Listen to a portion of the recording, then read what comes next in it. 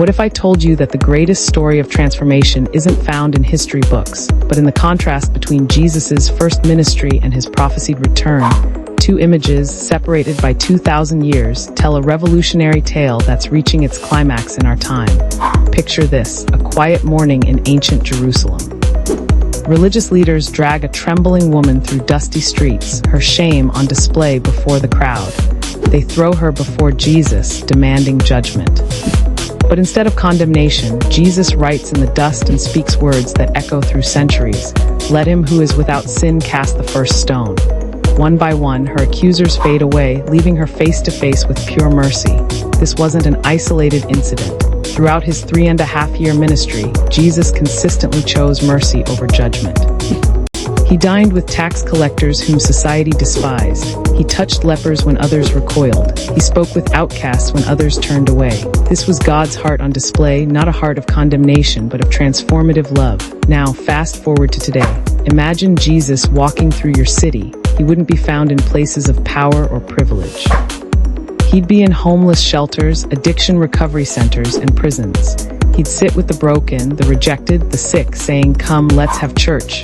He'd gather those society has forgotten, building his kingdom one restored life at a time. But here's where the story takes an unexpected turn. The same Jesus who rode into Jerusalem on a humble donkey is about to return as something entirely different.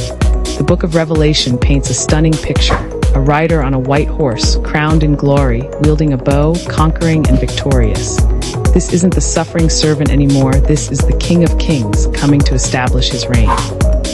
This dramatic transformation isn't just about Jesus, it's about his church, his people, his kingdom. In 2025, we're witnessing the beginning of this supernatural shift. The days of passive faith are over. God is raising an army of believers who carry both his mercy and his power. This isn't about judgment, it's about victory. Think about it, the same hands that wrote in the dust to save an accused woman now hold the keys to kingdom authority. The same voice that spoke forgiveness to sinners now commands armies of heaven. The same heart that broke for the lost now beats with the rhythm of divine conquest. What does this mean for you? The time of merely attending church is over. God is calling his people to rise up with both compassion and authority. Like Jesus, we're called to show mercy to the broken, but we're also called to walk in power, to be part of his conquering army. This isn't just about waiting for a future event. It's about a present reality where heaven and earth are aligning. The Jesus who walked in mercy is the same Jesus who returns in glory. His spirit is sweeping across the earth right now, transforming hearts, healing bodies, and preparing his church for the greatest demonstration of divine power in human history. The cloud is moving. The King is coming. The question isn't whether these things will happen, it's whether you'll be part of this victorious march. Will you carry both his mercy and his authority? Will you join the army he's raising? The time for decision is now.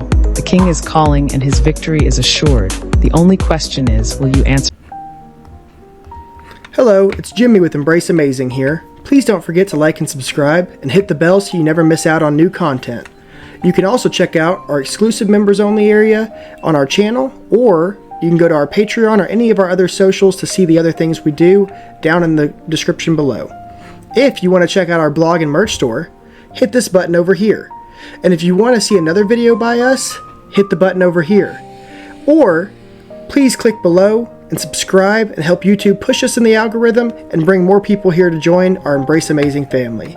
Thank you for watching, and please tune in again.